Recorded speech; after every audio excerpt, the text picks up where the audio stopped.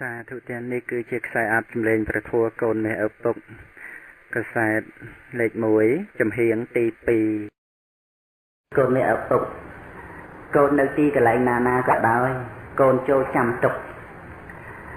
មិនត្រូវធ្វើខ្លួនឲ្យមានបញ្ហាត្រូវតែធ្វើខ្លួនឲ្យអស់បញ្ហាកុំរវល់ចាប់ទោសអ្នកដទៃហើយត្រូវតម្កល់ខ្លួនឯងទុកឲ្យប្រពៃមនុស្សល្អគឺមនុស្សដែលចេះទូន្មានខ្លួនឯងកូនមេឪពុកកូនមិនត្រូវនិន្ទានិយាយអាក្រក់ពីក្រោយអ្នកដទៃឡើយព្រោះបើគេបានដឹងរឿងហើយគេរមែងមានទុកនិងខឹងក្រោធមករកកូនវិញទោះបីនៅចំពោះមុខក៏ដោយបើកូនចង់និយាយអ្វីកូនត្រូវតាំងចិត្តមេត្តាឲ្យបានស្រួលបួលសិនសុំនិយាយកូនកុំភ្លេចគិតថាឪពុកម្ដាយគេឪពុកម្ដាយយើងបងប្អូនគេបងប្អូនយើងជាដើមនៅតែម្នាក់ឯងឲ្យប្រយ័ត្នគំនិតនៅជាមួយញាតិមិត្តឲ្យប្រយ័ត្នសម្ដីកូននៅឪពុកកូនកុំក៏បីកើតមកដើម្បីមានសេចក្តីទុក្ខលំបាកឡើយក្នុងវ័យក្មេងកូនត្រូវរកសេចក្តីសុខជាមួយនឹងការរៀនសូត្រព្រមដោយរៀនដឹងរឿងជីវិតក្នុងវ័យកំឡោះក្រមុំកូនត្រូវរកនៅសេចក្តីសុខជាមួយនឹងការកសាងជីវិតរៀបចំជីវិតទៅតាមការចេះដឹងក្នុងពេលគ្រប់គ្រងផ្ទះកូនត្រូវរកសេចក្តីសុខជាមួយនឹងជីវិតគ្រួសារក្នុងវ័យជរាកូនត្រូវរកនៅសេចក្តីសុខជាមួយនឹងសេចក្តីស្ងប់ផ្លូវចិត្តការបាននៅបញ្ញានាំមកនៅសេចក្តីសុខកូនមេឪពុកកូនក៏បីនឹកជានិច្ចនៅពេលដែលកូនមានការធុញទ្រាន់ក្នុងការរៀនសូត្រសូមកូនគិតថាការរៀនសូត្រជាទ្វារចូលទៅរកសេចក្តីសម្រេចការរៀនសូត្រជាទ្វារចូលទៅរកសេចក្តីសុខការរៀនសូត្រជាទ្វារចូលទៅរកជ័យជំនះវិជ្ជាទុកជាភ្នែកការប្រព្រឹត្តទុកជាជើងដើរកូនមេឪពុកបើកូនប្រាថ្នាជាមនុស្សល្អកូនគួរដឹងពេលវេលានិងគួរបប្រតិបត្តិឲ្យត្រូវពេលដល់ពេលញ៉ាំកូនត្រូវញ៉ាំដល់ពេលគេងកូនត្រូវគេងដល់ពេលក្រោកកូនត្រូវក្រោកដល់ពេលរៀនកូនត្រូវរៀនដល់ពេលលេងកូនសំលេងដល់ពេលដែលត្រូវធ្វើនៅអ្វីណាកូនត្រូវតែធ្វើនៅអ្វីនោះឲ្យពិតប្រាកដពេលវេលាទំពាស៊ីនៅសពសត្វកូននៅឪពុកបើកូនជួយខ្លួនឯងមិនបានអ្នកខុសគឺពុកនិងម៉ែតែបើកូនជួយខ្លួនឯងបានអ្នកដែលសប្បាយចិត្តជាងគេគឺឪពុកម្ដាយរបស់កូននឹងឯងពេលមានបញ្ហាតាក់ទងនឹងកូនត្រូវកូនរកហេតុនៃបញ្ហាហើយយកមកពិចារណាកែខៃកូនត្រូវដោះស្រាយបញ្ហាដោយបញ្ញាកុំដោះស្រាយបញ្ហាដោយការខឹងក្រោធឲ្យសោះនៅពេលខឹងមនុស្សយើងតែងតែល្ងងកូននៅឪពុកកូនកុំជាម្ចាស់បំណុលព្រោះធ្វើឲ្យកូនឯងជាទុក្ខកូនកុំចូលចិត្តខ្ចីរបស់របរប្រើប្រាស់សម្ពុតខោអាវអ្នកដទៃ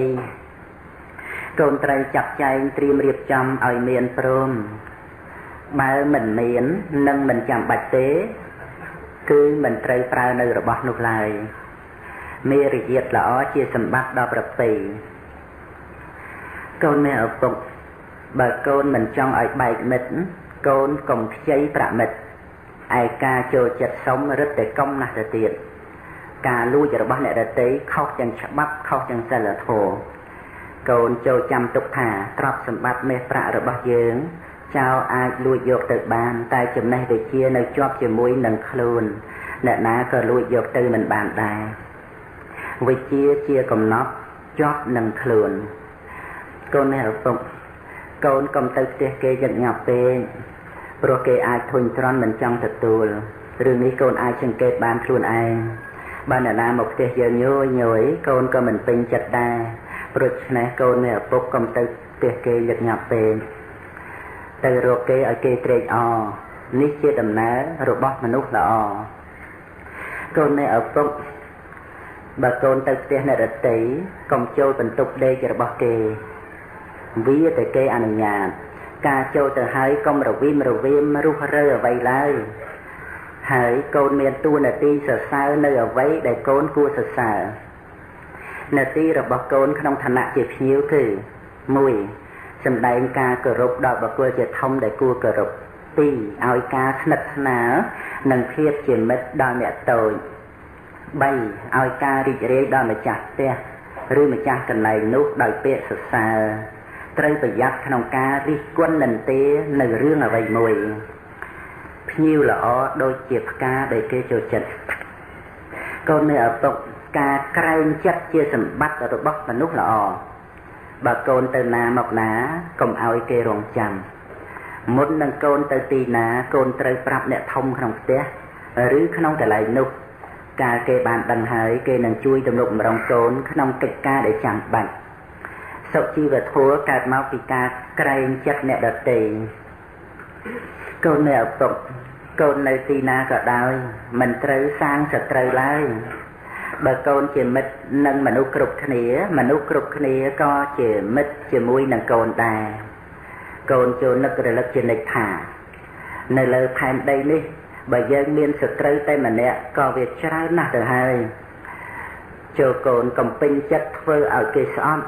ទាំងកូនខ្លួនឯងក៏កុំចូលចិត្តស្អប់អ្នកដទៃឡើយសាងមិត្តកុំសាងសត្រូវកូនមានឪពុកបើអ្នកដទៃធ្វើខុសមកលើកូនចូលកូនកុំយកកំហឹងទៅទប់ទល់ឲ្យសោះកូនត្រូវឲ្យអភ័យហើយត្រូវសម្លឹងទៅរកសេចក្តីល្អរបស់គេឲ្យបានច្រើនបើកូនរកអំពើល្អរបស់គេមិនឃើញទេកូនត្រូវតែអាណិតគេព្រោះគេកំពុងតែមានគ្រោះកាចចូលកូនមេឪពុកចាំទុកថាគេមានផ្នែកបែកមិនល្អកូនកុំខ្នឹះកូនត្រូវជ្រើសរើសយកសល្អគេមានជាប្រយោជន៍ហើយប្រកម្មឆ្ពោះនិព្វានខុសប៉ុន្មានជាបាបប្រគ្រោះរបស់គេការគ្រប់គ្រងចិត្តនាំមកនូវសេចក្តីសុខកូនមានឪពុកកូនកុំឆ្លោះជាមួយអ្នកដទៃកូនកុំនិយាយអាក្រក់ពីគេកូនកុំមើលងាយមើលថោកដល់អ្នកណាឡើយកូនកុំខឹងក្រោធដាក់អ្នកដទៃងាយបើកូនខឹងកូនត្រូវដើរទៅងូតទឹកទៅអាមជាភៅហើយកូនត្រូវទន្ទិញពាក្យថាឲ្យអភ័យអភ័យទានជាទានដល់ប្រសើរកូនមានឪពុកកូនត្រូវជួយអ្នកដទៃជួយដោយស្មោះត្រង់ជួយដោយការនិយាយជួយដោយការប្រឹក្សាជួយដោយកម្លាំងកាយក្នុងការងារដែលត្រឹមត្រូវការជួយអ្នកដទៃធ្វើឲ្យកូនបានសប្បាយចិត្តនៅពេលដែលការងារបានសម្រេចទឹកចិត្តល្អគឺជាទីប្រាថ្នារបស់មនុស្សក្នុងលោកសូមឲ្យកូនមានទឹកចិត្តល្អដល់មនុស្សសត្វទាំងឡាយទឹកចិត្តល្អប្រៀបដូចជាទឹកបរិសុទ្ធកូនមានឪពុកម្ដាយមានតែចាស់ទៅនឹងនៅចិញ្ចឹមកូនរហូតមិនបានឡើយកូនត្រូវរកវិជ្ជាជួយខ្លួនឯងបើកូនបានសុខឪពុកម្ដាយសប្បាយចិត្តណាស់ពុកនិងម៉ែតែប៉ុណ្ណេះចេះតែចាស់ប្រកបណាស់ច្បាស់ជាប្រត់ខាត់មិនបានកូនត្រូវខំនាំវិជ្ជាមកដាក់ប្រាណទើបកូនបានទីពំនឹងពឹងអាស្រ័យមនុស្សអត់វិជ្ជាដូចនាវាអត់ចង្កូតកូនមានឪពុកកូនចូលអប់រំចិត្តឲ្យចេះព្រមទទួលនៅសេចក្តីពិតនៃជីវិតកូនមិនចាំបាច់ចង់ឲ្យអ្វីនៅដដែលនោះទេព្រោះវាមិនបានដូចចង់ឡើយហើយកាលមិនបានដូចចង់ក៏ជាទុក្ខចូលកូនចាំទុកថាដរាបណាមនុស្សយើងមិនតន់ស្លាប់ទេដរាបនោះមនុស្សយើងរមែងបានជួបនៅរបស់ដែលប្រែប្រួលរហូតជានិច្ចមិនទំនាស់នឹងរបស់ពិតទៅបានសុខកូនមានឪពុកបើកូនស្អប់គេខ្លាំងកូនក៏មានទុក្ខខ្លាំងដែរបើកូនស្អប់គេតិចកូនក៏មានទុក្ខតិចដែរបើកូនមិនស្អប់គេទេកូនមិនមានទុក្ខឡើយការស្អប់គ្នានឹងគ្នាធ្វើឲ្យលោកនេះមានការបែកបាក់ព្រោះវាជាការទម្លាយគ្នានៅក្នុងលោកទាំងមូលចូលកូនកុំក្រោធកុំស្អប់គ្នាឡើយចូលកូនគិតថាក្រោធគឺល្ងងមោហោគឺឆ្កួតមិនក្រោធល្អជាងនឹងបានជាអ្នកមិនល្ងងមិនឆ្កួតបុរាណបានពោលថាបើឆ្កែខំកុំខំឆ្កែវិញកូនមានឪពុកមាសប្រាក់ដែលម៉ែរកមកឲ្យកូនសម្រាប់សិក្សារៀនសូត្រសូមឲ្យកូនចាយវាយ៉ាងប្រយ័ត្នកុំកបីខ្ជិះខ្ជាយឡើយចេះញ៉ាំចេះប្រើចេះទុកដាក់ជាដើមដូច្នេះកូនរមែងមិនលំបាកហើយតទៅកូននឹងអាចជួយអ្នកដទៃបានទៀតផងគំនិតចាត់ទុកជាលេខ1ជំនួយចាត់ទុកជាឧបករណ៍ កូនមានឪពុកព្រះសម្មាសម្ពុទ្ធបានទូន្មានទុកមកថាយើងសាច់គប់មនុស្សយ៉ាងណាយើងក៏ជាមនុស្សយ៉ាងនោះដោយនិទានអំពីសត្វសេកមួយគូសេកមួយទៅនៅនឹងតាបោះសត្វសេកមួយទៀតទៅនៅនឹងពួកចៅដោយតែឪធ្លាប់បាននិទានឲ្យកូនស្ដាប់ហើយគឺថាសេកមួយល្អសេកមួយអាក្រក់កូននឹងសាច់គប់ជាមួយអ្នកណាត្រូវឲ្យប្រយ័ត្នប្រយែងកូនត្រូវគិតជានិច្ចថានឹងមិនយកសម្រាប់តាមមនុស្សអាក្រក់ឡើយមិនសាច់គប់មិនមែនបានន័យថាស្អប់ទេកូនមានឪពុកកូននឹងរស់នៅក្នុងโลกនេះបានយ៉ាងមានសេចក្តីសុខដោយមេត្តាឲ្យសេចក្តីស្រឡាញ់និងប្រាថ្នាល្អចំពោះមិត្តករុណាជួយមិត្តមិនសង្ឃឹមការតបស្នងមុទិតាត្រេកអរតាមនៅពេលអ្នកដទៃបានសម្រេចឧបេក្ខាមានការសម្លឹងជាកណ្ដាលដោយស្មារតីនៅពេលជួយអ្វីគេមិនបានព្រោះសត្វលោករមែងប្រព្រឹត្តទៅតាមកម្មម្យ៉ាងទៀតកូនកុំញុះញង់ឲ្យគេតោះតេងគ្នាព្រះមវិហារជាជំរក់ដ៏ប្រសើររបស់ចិត្តកូនមានឪពុកកូនសាកសង្កេតមើលនឹងឃើញថាសេចក្តីទុក្ខវានឹងមកជួបយើងដោយមិនដឹងខ្លួនជាមុនព្រោះដូច្នេះយើងត្រៀមប្រឈមមុខជាមួយនឹងវាដោយការរៀនឲ្យស្គាល់សេចក្តីទុក្ខការបើសេចក្តីទុក្ខមកដល់ត្រូវចេះកែខៃស្ថានភាពបានល្អឡើងហើយត្រូវគិតថាវានឹងកន្លងទៅកូនមានឪពុកត្រូវប្រាប់ខ្លួនឯងថាយើងកើតមកដើម្បីដោះស្រាយនឹងសេចក្តីទុក្ខបើកូនធ្វើគ្រប់យ៉ាងដោយសុចរិតប្រាថ្នាល្អដល់អ្នកដទៃហើយកូនមិនបន្ទោសខ្លួនឯងឡើយកូនមានឪពុកចំណង់ជាធម្មជាតិដែលកើតឡើងតាមគ្រាចំណង់ធ្វើឲ្យកូនកើតទុក្ខបើកូនចង់ច្រើនកូនមានទុក្ខច្រើនបើកូនចង់តិចកូនមានទុក្ខតិច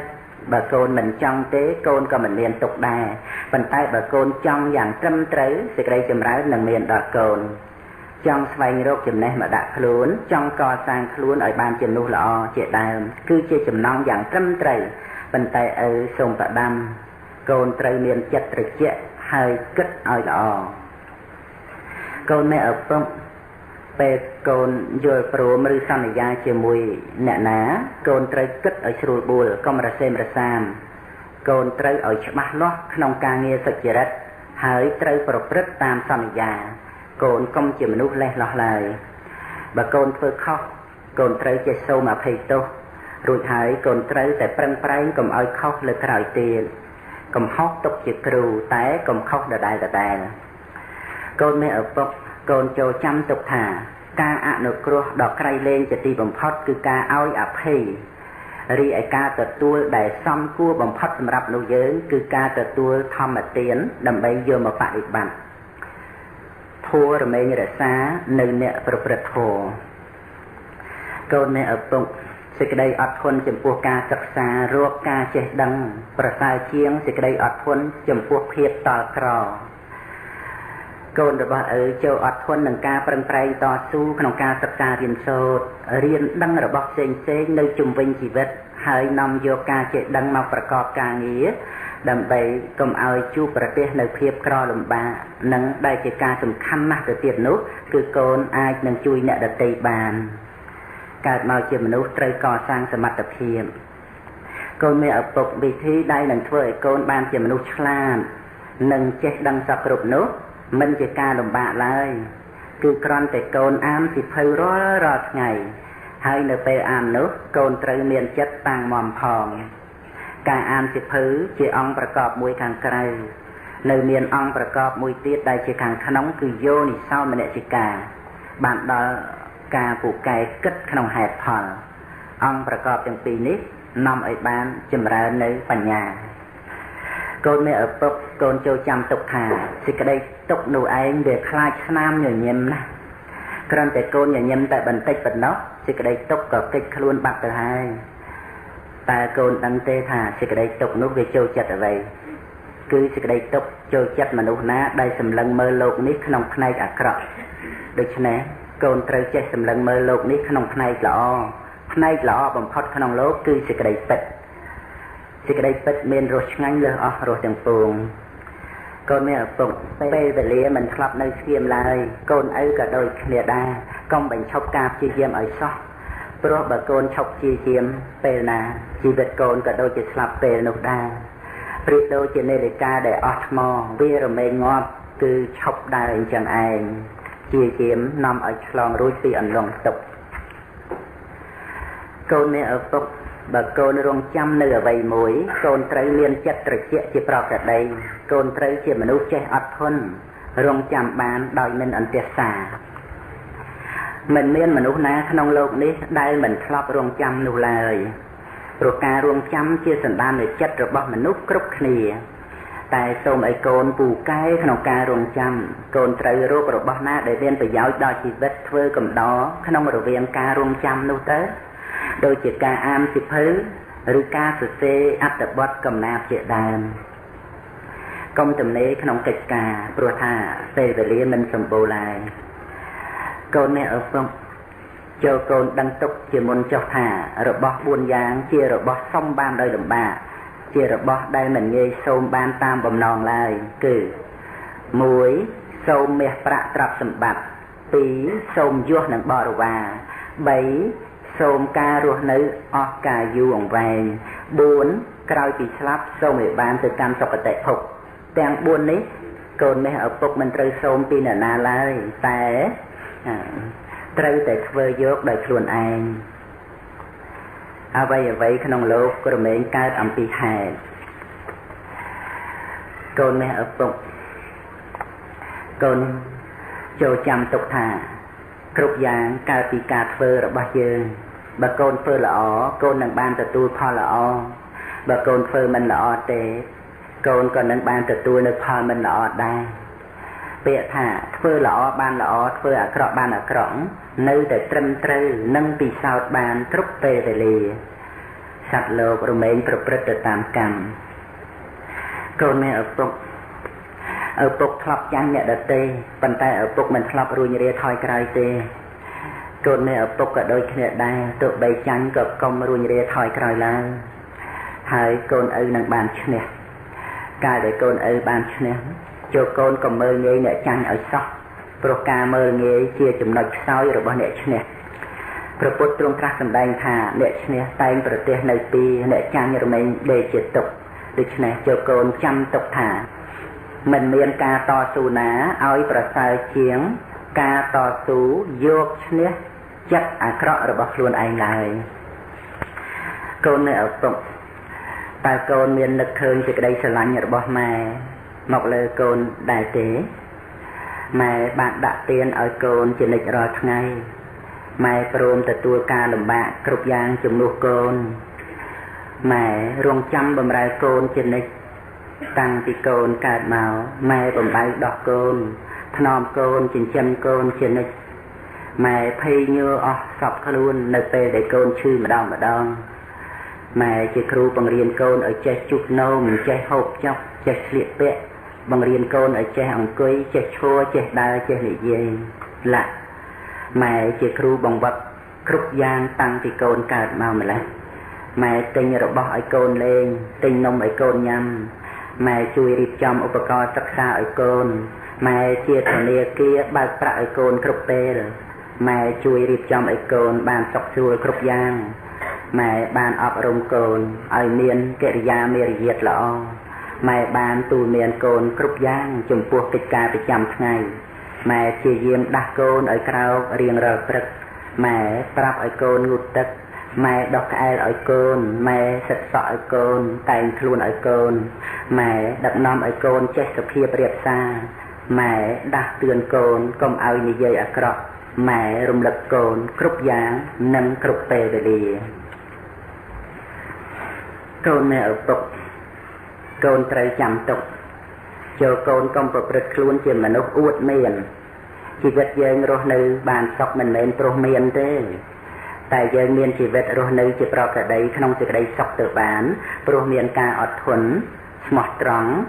ម៉ត់ចត់ម៉ាត់យ៉ាត់ជាយាមមិនតម្កើងខ្លួននិងជាមនុស្សកតញ្ញូមនុស្សមិនមែនមានអាយុវែងព្រោះទ្រព្យឡើយកូននេះឪពុកកាលណាកូនឃើញអ្នកដទៃមានទ្រព្យជាងយើងចូលកុំអ៊ីសាចំណៃនឹងគេកូនចូលមើលអ្នកដែលក្រជាងយើងផងគឺមានច្រើនណាស់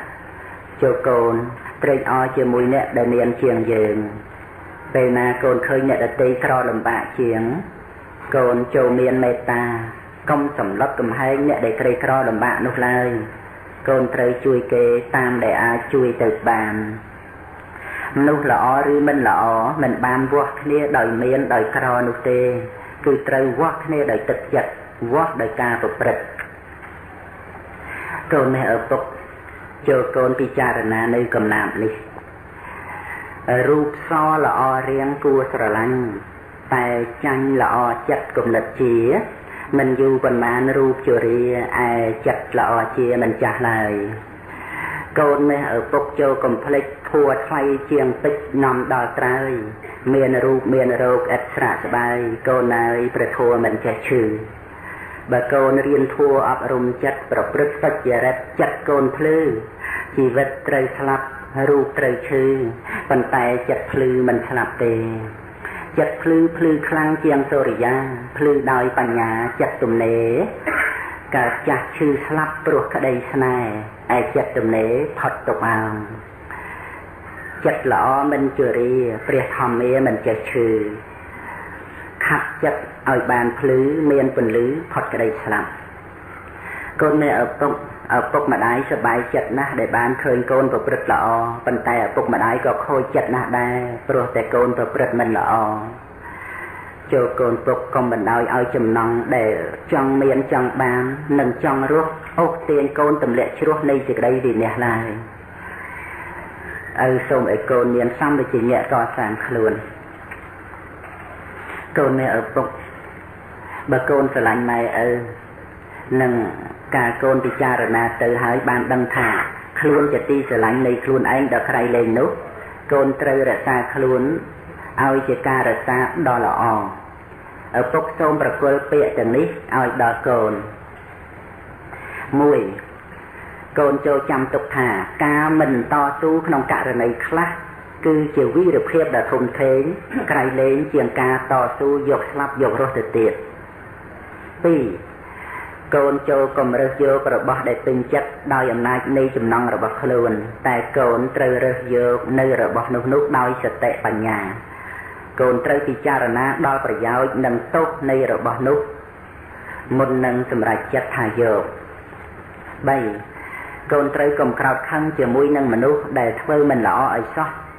តាមពិតគេនោះក៏ចង់ល្អដែរគ្រាន់តែគេមិនបានយល់ច្បាស់ថាអ្វីជាសេចក្តីល្អអ្វីជាសេចក្តីអាក្រក់ឲ្យបានពិតប្រាកដតែប៉ុណ្ណោះ4កូនត្រូវដឹងថាក្នុងโลกនេះកម្ររោគអ្នកដែលចេះត្រេកអរនឹងពាក្យបន្ទោសណាស់ដូច្នេះកូនកុំចូលចិត្តបន្ទោសអ្នកដទៃឡើយយ៉ាងទៀតបើកូនចង់តេះដៀលឲ្យអ្នកណាកូនត្រូវសម្លឹងមើលខ្លួនឯងជាមុនកុំឲ្យគេស្ដីបកមករកវិញ5មាសប្រាក់ដែលកូនមានបើចាយណាស់រឹតតែអស់ណាស់ចំណែកទៅជាវិញនោះរឹតតែប្រើរឹតតែចម្រើន6កូនចូលចាំទុកថាមាសប្រាក់ជារបស់ក្រៅខ្លួនមេដាបិតាសប្បាយចិត្តព្រោះកូនចេះស្រឡាញ់គ្នារវាងបងប្អូន7កូនចូលធ្វើគ្រប់យ៉ាងដោយសុចរិតការបើមានសុចរិតចិត្តរមែងស្អាតតែបើមាននៅទុច្ចរិតវិញចិត្តរមែងសៅហ្មង8ទ្រព្យសម្បត្តិមិនមែនជារបស់ចាំបាច់ក្នុងការដែលឪពុកម្ដាយប្រគល់ឲ្យកូននោះទេចំណេះដឹងនឹងការប្រព្រឹត្តល្អតែប៉ុណ្ណោះដែលគួរជាទីបំផុតក្នុងការដែលម៉ែឪត្រូវប្រគល់ឲ្យដល់កូនសម្លាញ់9ចុងបំផុតនៃសេចក្តីលោភលន់មិនចេះគ្រប់គ្រាន់គឺសេចក្តីទុក្ខ10អ្នកដែលមិនធ្លាប់ឲ្យអភ័យដល់អ្នកដទៃគឺជាអ្នកដែលទន់ខ្សោយដោយគុណធម៌ការឲ្យអភ័យដល់សត្រូវគឺជាការសាងមិត្ត11បើអ្នកដទៃបោកបញ្ឆោតយើងអាចដឹងបានដោយងាយនិងដោះស្រាយក៏បានដោយងាយដែរតែបើកូនបញ្ឆោតខ្លួនឯងវិញគឺដឹងបានដោយលំបាកដោះស្រាយក៏បានដោយកម្រណាស់ដែរ12កូនចូលចាំនៅអ្វីដែលគួរចាំចូលភ្លេចនៅអ្វីដែលគួរភ្លេចគួរធ្វើនៅអ្វីដែលគួរធ្វើនឹងត្រូវដឹងថាការងារណាដែលគួរធ្វើមុនការងារណាដែលគួរធ្វើក្រោយ13 ប្រសិនបើកូនដួលព្រោះការឈានដើរទៅខាងមុខ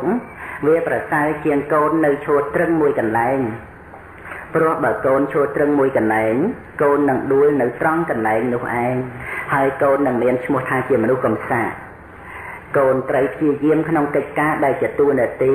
កូនត្រូវចាំទុកថាជីវិតកើតមកដើម្បីទ្រាំគឺការអត់ធន់តស៊ូ14